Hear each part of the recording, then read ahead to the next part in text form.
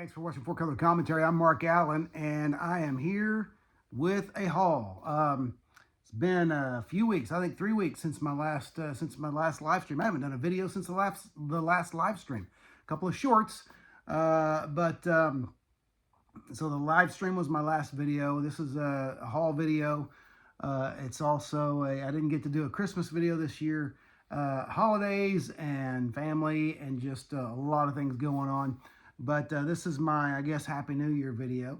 And I hope my New Year's wish for all of you, my New Year's wish, my New Year's prayer is just that your families would be blessed, you would be blessed, and you know, that 2026 would be a better year even than 2025. So whether you had a good year in 2025 or a bad one, my prayer is that 2026 will be better. All right. I'm going to start with some things I've picked up the last few weeks at Ollie's bookstore. And again, or bookstore. It's not a bookstore. Ollie's. Great stuff cheap, I think, is their great stuff cheap or good stuff cheap is their tagline. I actually finally got on joined the Ollie's Army or whatever they call it. Got a card and got on the point system. And so that whenever I buy stuff there, I earn points, okay, towards other great deals, okay, or additional good deals, additional discounts. So let's start with, I've got here 3 Ollie's books. One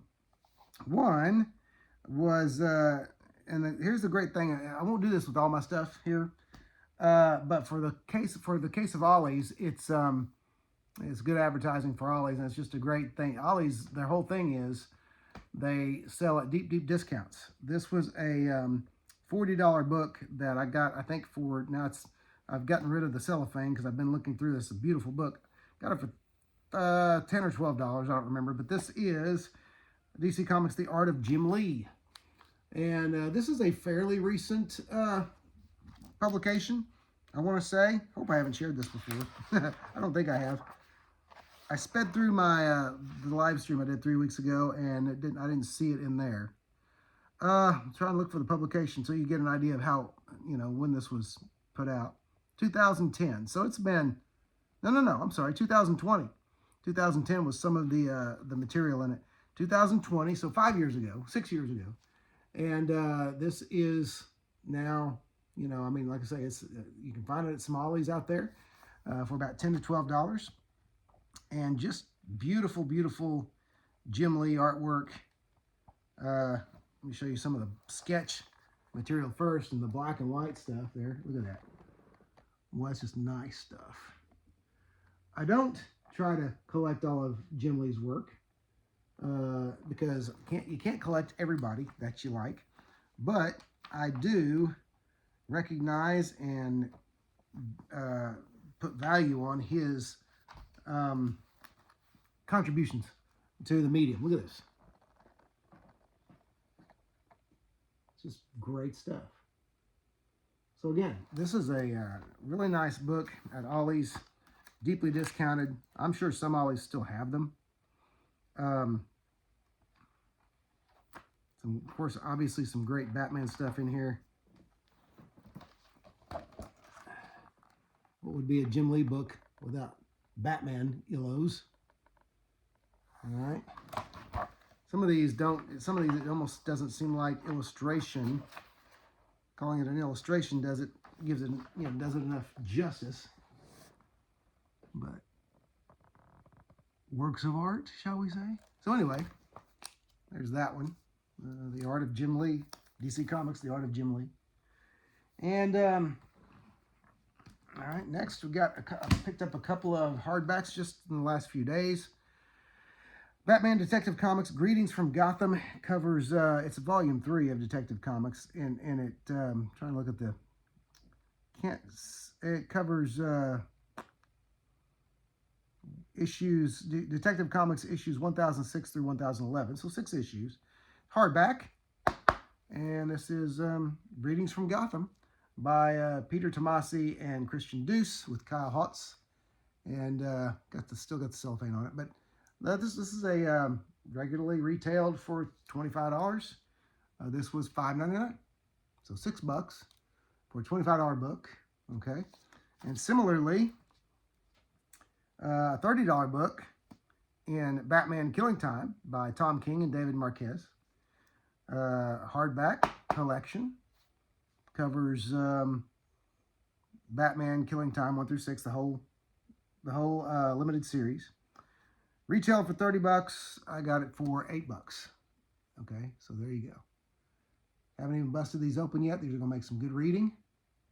And this being a holiday weekend, I plan to do more of that. I've already done some. Plan to do more of that. So, good reading there. Let's talk about Christmas. What did I get for Christmas? What did, not Santa, but loved ones bring me for Christmas?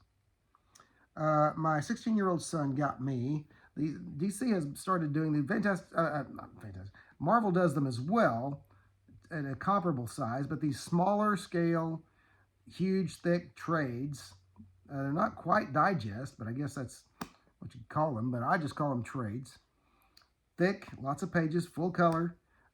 He got me The Authority, Relentless, Warren Ellis and Brian Hitch. So right away, you know, great stories and beautiful art in this thing here. Okay, so just to give you an idea,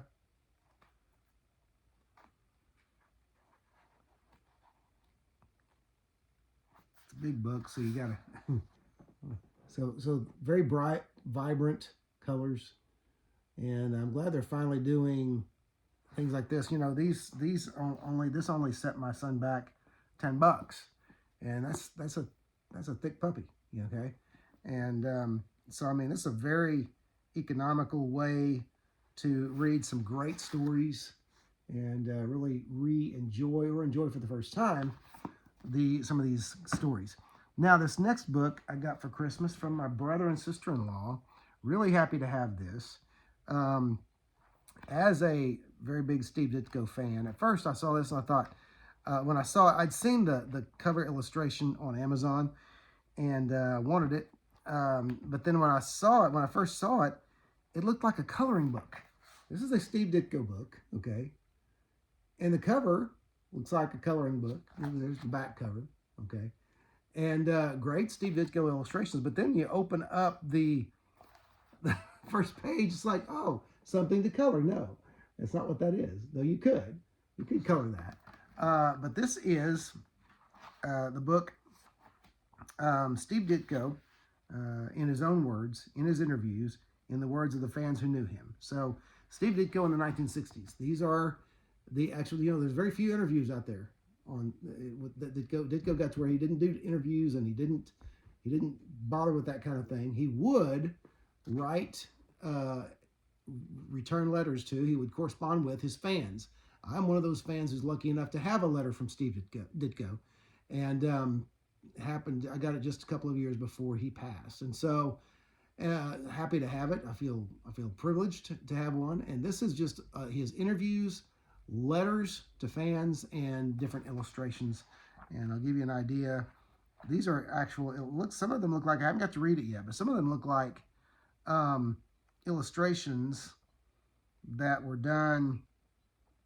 Well, I think some of the illustrations in here may have been done for fans in correspondence, but I'm not sure about that.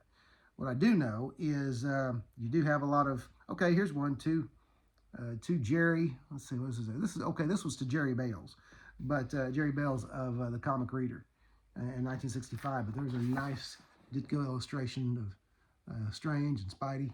So there you go. And it is all in black and white, but you've got interviews, you've got letters and such as that. And so there's a classic, of course, well-known photo, one of the few photos of Steve Ditko. Okay, I used to have that as my Facebook profile picture, and nobody except comic fans knew who it was.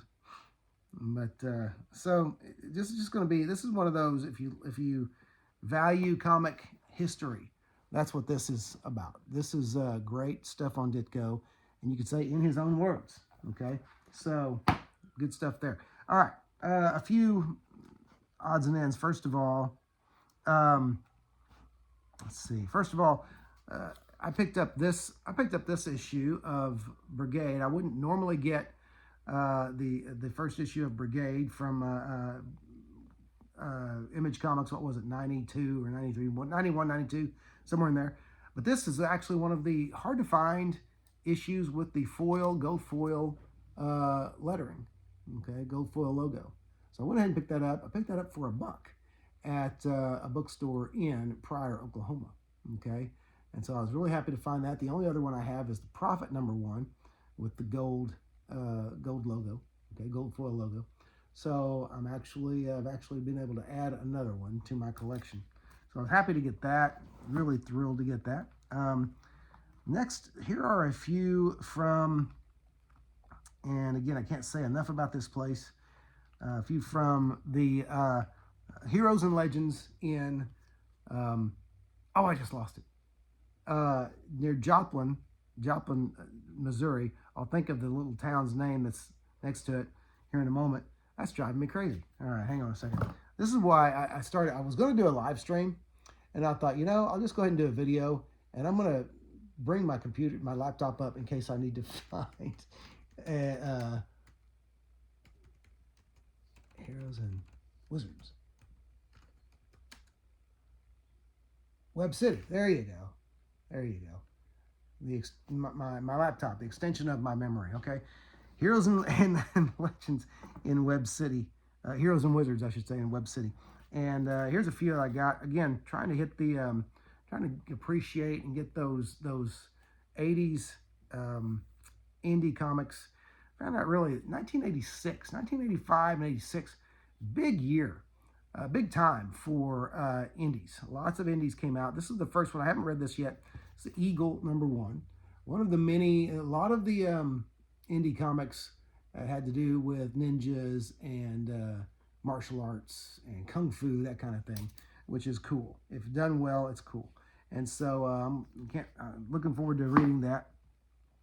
Did start my run, redo my run on Namor the Submariner, a single issue number 18, John Byrne's run on Namor. My intention is to, after I finally get through the Iron Fist retrospective, at some point I am going to do, it'll be a while because I've got to get the issues, but I'm going to do one on Namor as well, because Namor, I believe, is a very underrated John Byrne series, all right? I hadn't been able to get a hold of the actual copy of Marvel 2-in-1 #1. I haven't given up, but I wanted to go ahead and be able to read them through. I have so many of the early ones. I wanted to read issue #1, so I got the True Believers edition. Oliver, stop that. Oliver, stop that. I have the True Believers edition here, #1. Marvel 2-in-1 #1, The Thing and Man-Thing. Okay, Monster versus Monster. So looking forward to reading that and enjoying that. Here was another one that I think I may do a video on this. This is a really interesting issue that I got also there at Heroes and Wizards. 1996 issue of a Marvel book called Heroes and Legends. And this is, like I said, for the mid-90s. This had a lot of the old greats doing story. It had Stan Lee doing the plot with Fabian Nicieza. He's not one of the old greats at the time, but he was new. But Fabian Nicieza on the also doing the, let's see, script by Stan Lee, plot by Fabian. Oliver, I'm gonna throw something at you. Stop that! Scratching the molding. Quit that. All right. And then artists Sal Buscema, John Buscema, John Romita Sr., Steve Ditko, Gene Colan, Marie Severin, and Ron Friends, with Tom Palmer, Joe Sennett, Terry Austin, Bill Reinhold, Marie Severin, Al Milgrom, all inking. This great book. In fact, got the front and back cover illustration with the heroes and the villains on there, okay? And so I picked that up. I've seen this before. I don't remember reading it, but knowing my memory, I may have read it and done a video on it. But anyway, I'm going to read it again because it does have some exciting stuff in there. And so I'll be sharing that at some point. Defenders #8. I added Defenders #8 to my slowly growing Defenders run. And one day I expect, in the future, I'll do a retrospective on at least the Sal Buscema issues of that, because those are the ones I'm going for. Couple of issues of crazy. Now, what's crazy about this, and I am going to mention this, I've become a big advocate for Heroes and Wizards in Web City. Great comic shop. Just a great place. Only been around for a few years, but you know, the owners are wonderful people, and you find really good deals there. And so this has got these both a little bit soiled on the covers, but still present well. Got these for $1 a piece. Crazy number 2 and Crazy number 3. And so I always loved this cover and this story, the Fantastical Four versus Superman. So looking forward to that. No, it was Superman. Superman must have been in what the? John Byrne, I think, did Superman. I think that's what that was. Okay, Superman versus the Fantastical Four. Okay, there you go. But issues 2 and 3, slightly soiled, but for $1 a piece, those are something I don't pass up. All right. Another issue of the Archie series, The Shadow, when the Archie Comics group for a while actually got the rights to do The Shadow and did a really strange Shadow character in purple and green, but it's worth having. The stories are so hokey, but just for the fact that this was The Shadow for a while, for a short time, this was him. And that is enough for me to want to own this book, own all the issues of this book. All right. And someone, you know, Mr. Glickerman, Mr. R. Glickerman was nice enough to sign this copy. So thank you, Mr. Glickerman. Maybe it's Glickman. Yeah, it's R. Glickman. There you go. Glickman. Thanks, Glickman. Appreciate it. All right. Another great issue, Giant Size Fantastic Four number 2.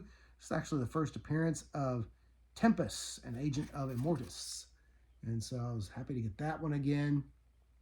It's another good thing. There's another thing about Heroes and Legends. For a comic shop that prices issues so competitively and so well, they also do a really good job of noting firsts in issues like this Daredevil number 153, which was actually a really nice copy. With the first appearance of Ben Urich. Now, Ben Urich has become, you know, quite a staple in Marvel Comics over the decades. He even appeared in the only Daredevil theatrical release back in the early 2000s. But this is the first appearance of Ben Urich. And not strangely enough, I've been collecting comics for, you know, over 50 years. Well, reading comics for over 50 years. And familiar with comics for that long. I've owned this one before. This is one of the ones I owned when I was a kid. And so it's a great issue, and even though it's Gene Colan art, but first appearance of Ben Urich. All right, and then Avengers number 127, which is the first appearance of Ultron 7. I don't care about that. First appearance of Ultron, that's something. First appearance of Ultron 7, who cares? All right, but it's another in my Avengers, my long building Avengers run. All right, Bronze Age stuff, not the Golden Age, all right, not the Silver Age stuff, the Bronze Age stuff. But there you go.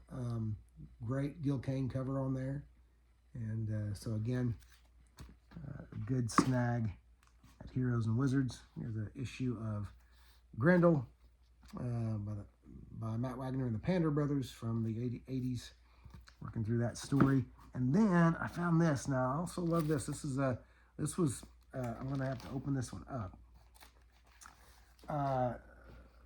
to remember the publisher that published this. And let's see here. This is a character. It's based on a character created by Carl Burgos. Okay, and it's a 1966 issue by MF Enterprises. I don't know what the MF stood for, but MF Enterprises. This is Volume 1, Number 3 of Captain Marvel. Captain Marvel, the hero whose power was to go to pieces when he yelled "split." Okay, and so gotta love it. And look at who he's fighting on there. He's fighting a villain called the Bat, who looks strangely like, who does he look a little bit like there? I don't know. Now, they threw in the antenna, maybe to try to kind of throw people, and maybe we don't know. We don't know what DC hero you're referring to when you say that we are too close to a particular hero there or a particular character there. But there's the Bat fighting Captain Marvel. I love stuff like this. Here's the opening, the opening page there, the splash page. No, it doesn't look too much like a DC hero. Well, evidently, it did look a little bit too much like a DC hero. And by the way, I got this one on eBay when I got issue number 4 at Heroes and Wizards, and I had to order issue number 3 off of eBay. That was issue number 3. This is issue number 4, and I guess they did get a lot. The people at good old MF Enterprises, they must have gotten a letter or some word from somebody that, hey, the Bat looks a little too familiar. And so the next issue 4, I believe, I think that was issue 3, yeah, issue 4, same character, but they put a lightning bolt on his chest and changed his coloring of his costume a bit and called him the Ray. Now, I don't know if DC had a problem with that, but, who knows? I don't know what was going on with the Ray or Captain Marvel as far as trademarks at that time. But there you go. Okay, so he's the Ray in issue number 4. They say, what, the Bat? Oh, we don't know who you're talking about. Our character with the bat wings is called the Ray. He clearly has a lightning bolt on his chest and looks nothing like your character of a similar name to the Bat. All right, so there you go. Just interesting stuff. And he's on the opening page again, even striking kind of an interesting, familiar pose there. Okay, I'm just saying, a little familiar. That's all. Okay, so anyway, what do I know? Okay, what do I know? I find that stuff fascinating. All right, also from Heroes and Wizards, a couple of treasuries that I had never owned before, and happy to own now. This one with a bunch of Marvel team-up stories. The treasury itself was Volume 1, number 18, 1978. This is The Astonishing Spider-Man. And this is a great Bud Budiansky cover. And, with the heroes on the front cover that he teamed with there, and the villains on the back. And that's wonderful. Love that. Okay. So great. There is some wonderful Gil Kane and Ross Andru art in this issue, in this volume, in this tome. And I always loved, I think I've said it before, that, yeah, Steve Ditko is, I recognize him as, oh, by the way, the puzzles and such are unworked. I'm always happy to see that. Unmarked, undrawn, uncolored, unworked. And so that's great. Steve Ditko, hats off. Steve Ditko is my number one Spider-Man artist, but Ross Andru is a close favorite. Not even John Byrne, or a close second. Ross Andru. I grew up with Ross Andru Spider-Man. That's just what I did. Okay. I also have a very cool backup story here by. Wait a minute. No. That's the team up. Look, for some reason, I thought that was one of those goof stories. Nope, that's good. But you do have a photo album, a peek at Aunt May's photo album on the back inside cover. Pictures from the Spider-Man TV show at the time, or maybe it was one of the movies. So I love stuff like that. Okay, so that was at Heroes and Wizards, and then another treasury I'd never owned before, Batman's Strangest Cases. All right, let's see what the Indicia says about this one, and then we'll talk about what it reprints. This is Volume 7, number C59, 1978. And this does have a lot of Neal Adams, I think, let's see, Neal Adams' work. Let's see who else.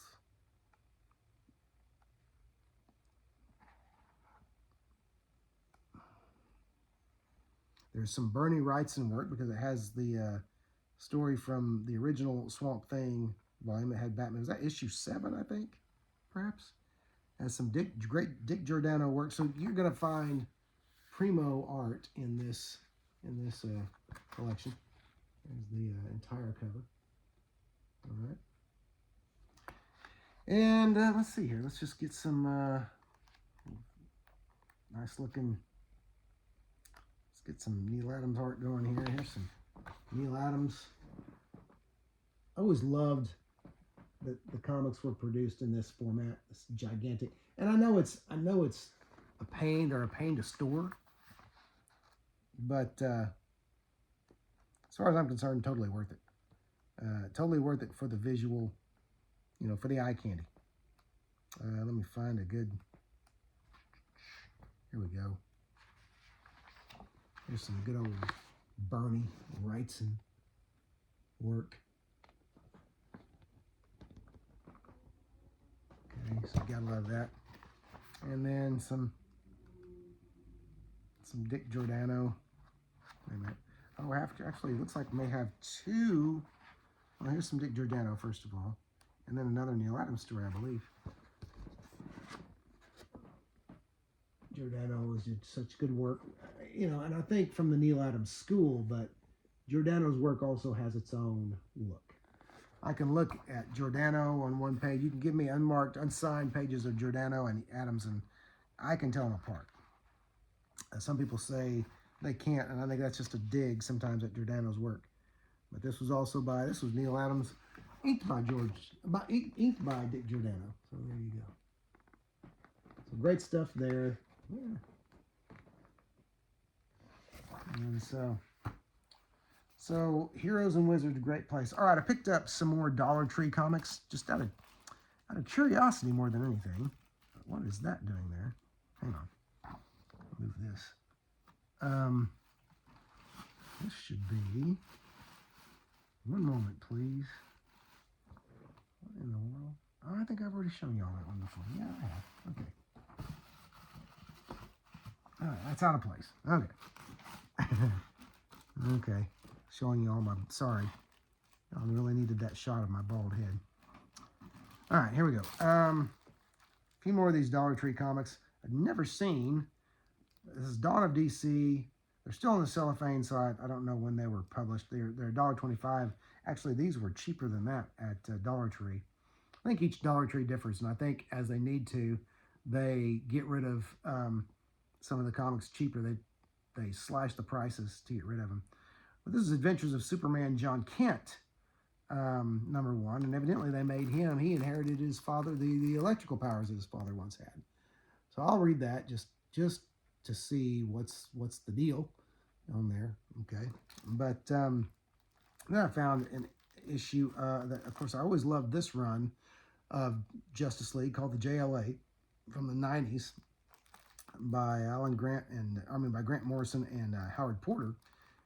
But I've never seen it reprinted, and I thought that was interesting that Dollar Tree did a reprint. I thought the reprints they were doing mostly were newer things, but this is really cool.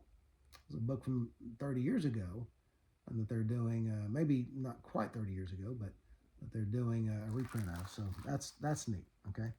And I went ahead and picked up this one because who doesn't love Batman and Robin? So this is Batman and Robin #1 under Dawn of DC, okay?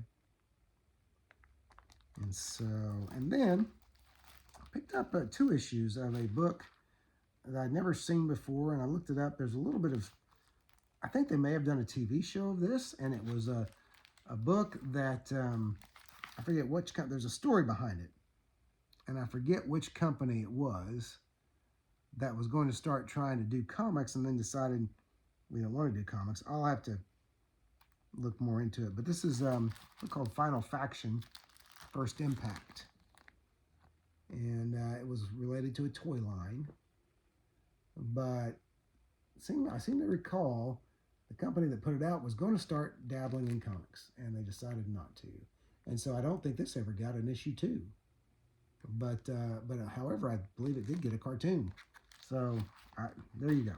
I'll have to do more homework on that, because I may be all, no, I'm not all wet on that, I'll remember that. but I don't know that much about it. I have some new comics here, and I'll go ahead and say I did enjoy. Here's a few issues, not all the issues. I don't have the issue number 1 here, or 2, but I have, what was that? Okay. But I have issues 3, 4, and 5. I've read the whole series of Predator Kills the Marvel Universe. It was entertaining. It was fun. It was not worth the full price of admission, $5 a pop, basically. But with my 20% off at Comic Empire, I didn't pay quite that much for it, but still, you know, it was fun. It was interesting, and I'm going to share I'm going to share a piece of information here.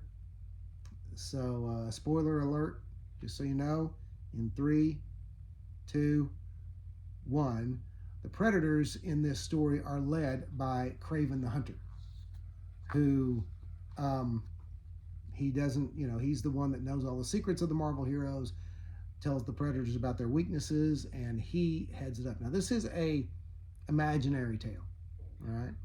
And so, you know, it's not in continuity, it's not in canon, because so many of them die.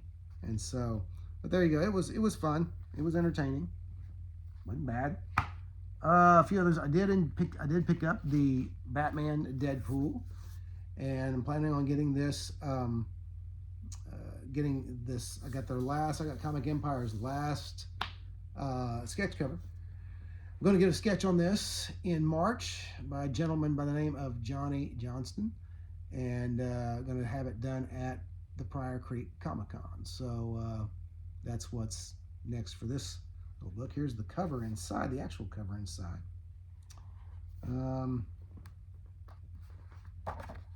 And again, it was fun. It was entertaining. Again, it wasn't worth for the sketch cover, it was $9. It wasn't worth that. You do have a couple of other crossovers in here that really aren't really worth mentioning. John Constantine and Doctor Strange was kind of interesting, but otherwise, the Batman Deadpool story stole the show, and it was mid. But I'm a sucker for DC Marvel crossovers. I'm a sucker for DC Marvel crossovers. And actually, as a Marvel fan, they are more properly called Marvel DC crossovers. But the classic ones are gone, unless they somehow manage to get that classic flavor back again. But anyway, so I hate to be a curmudgeon, but there you go.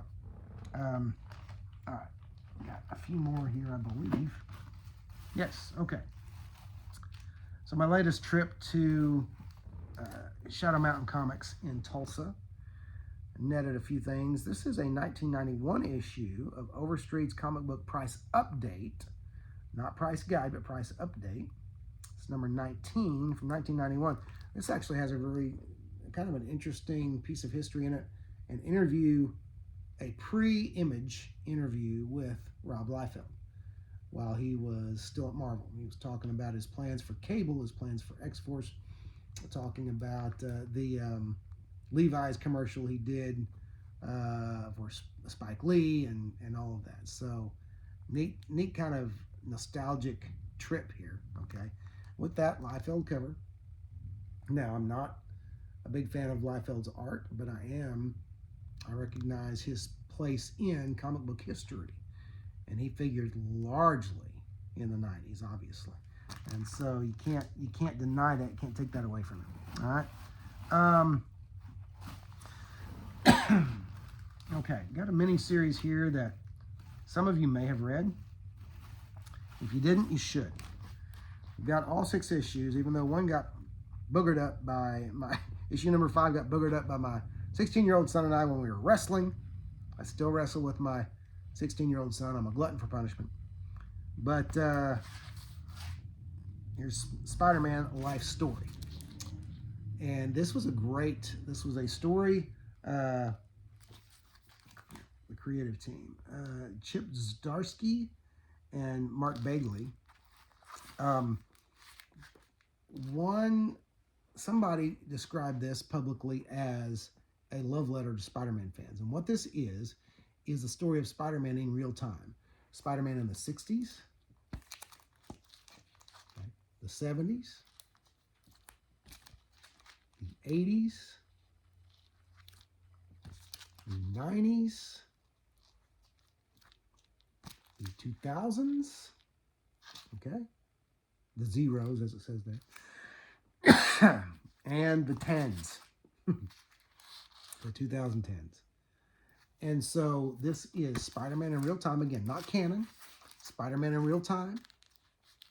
And as he's aging and getting married and having a family, they address in this 6-issue series, they address clones, they address the symbiote, they address Kraven's Last Hunt, they address some key, they address Gwen Stacy and the Green Goblin and all, and key goings on.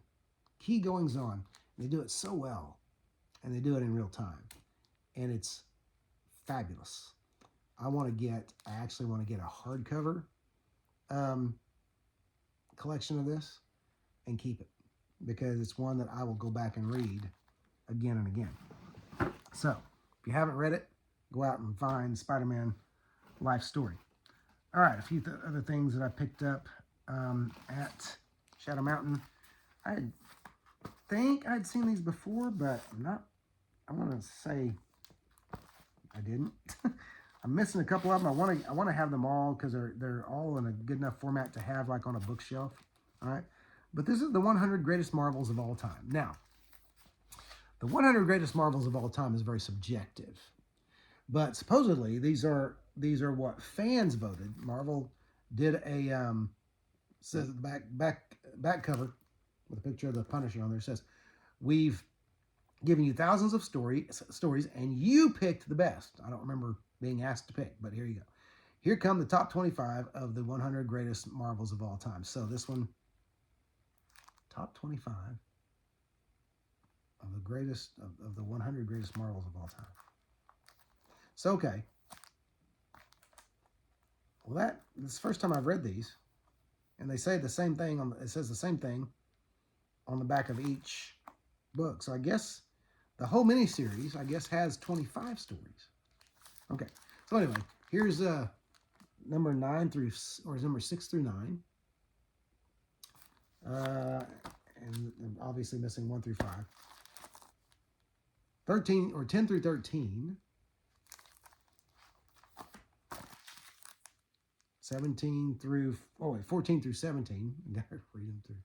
I guess they're counting down. 17 through 14. There you go. 21 through 18. And I guess I'm missing 3, I think. That's kind of confusing. So if you count down, I guess this one was like the second one, because you count it down like this.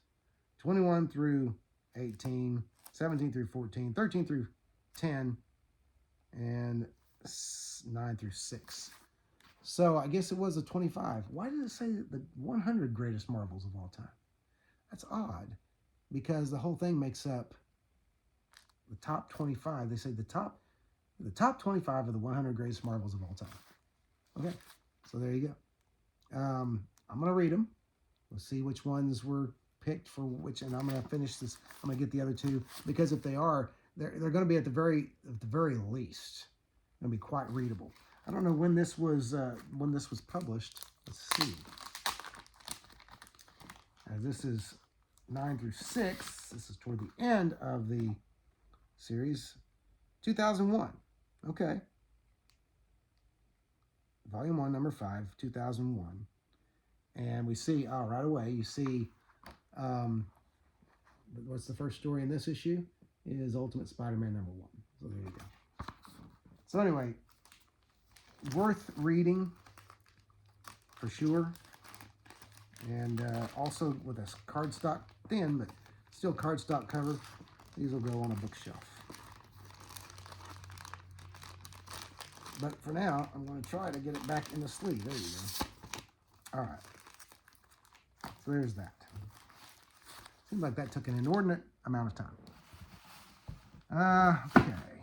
What's next? Ooh, picked up a great, a fave what if story from over the years. This was what if, believe it's volume 2, number 44. What if Venom had possessed the Punisher? It may be volume 1 though. What if Venom had possessed the Punisher? Great story. And like I said, I think that now it's driving me crazy. Gotta know.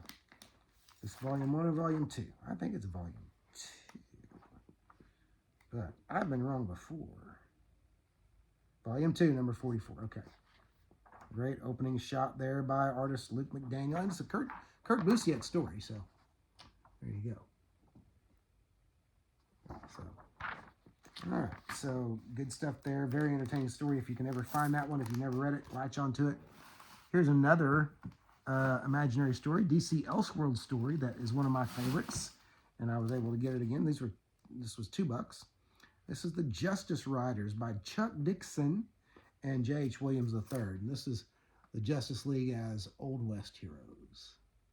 Love that cover. Technically, I guess that would be a Wonder Woman cover, since she's in the foreground. You got the Flash and Hawkman in the background there. Read this when it came out a couple of decades ago, and great stuff. Now, also some great stuff is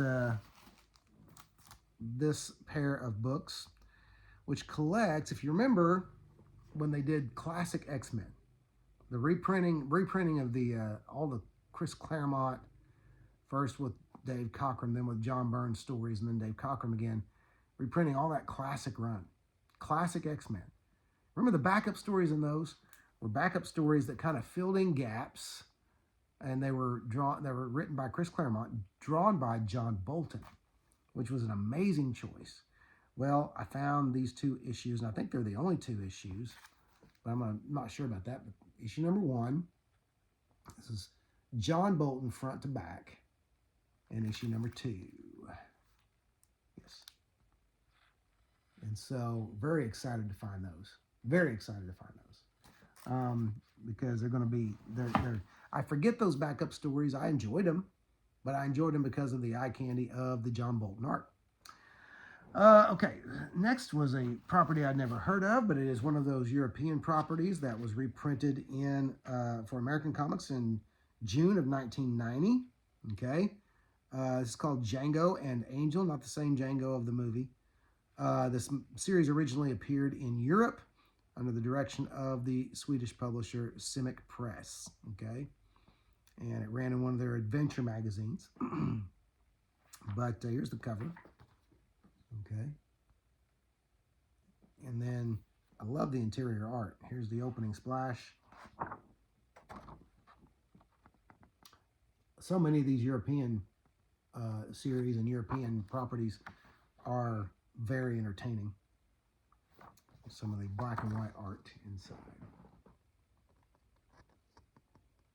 Very eye-catching, very engrossing, very well done. So many European comics are very well done. The problem I have with so many European comics that are very well done is that they are also very adult, and they're very sexually oriented, which I won't, I don't indulge in those. And then finally, I think lastly here, got an issue. I found an issue of an indie comic I'm trying to build up again. I read when it came out, and I want it again, and it is a classic comic. One of those that I believe is destined one day to hit the movie screens, but Comico comic, The Hero Discovered Mage by Matt Wagner, number 4. Okay.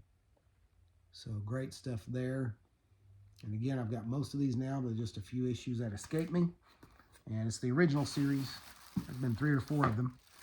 But that's it. That's my haul video. And lots of some mainstream stuff, some new stuff, some old stuff, some indie stuff. a little bit of more than one thing. Anyway. But anyway, thanks for watching. Sorry it's been so long since the video. I'll try to get back to the Iron Fist retrospective. It's just, but life does life, okay? And we have to do life as it comes. So there you go. Isn't that profound? All right, just do life as it comes. Anyway, that's it. Hey, if you haven't subscribed, I hope you'll consider doing so. And subscribing, liking, subscribing, and commenting. But do comment. Commenting is most important for me, and because I like to see the feedback. And again, I always appreciate those who watch and those who subscribe and those who comment. Just appreciate all of you. Hope you had a great Christmas and wish you and yours a happy new year. Thanks for watching 4 Color Commentary, and I'll see you next video.